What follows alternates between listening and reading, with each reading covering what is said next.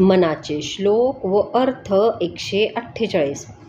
निराकार आधार ब्रह्मादिकांचा, जया सांगता शीनली वेदवाचा, विवेके तदाकार होऊनी राहे, मनासंत आनंत शोधूनी पाहे.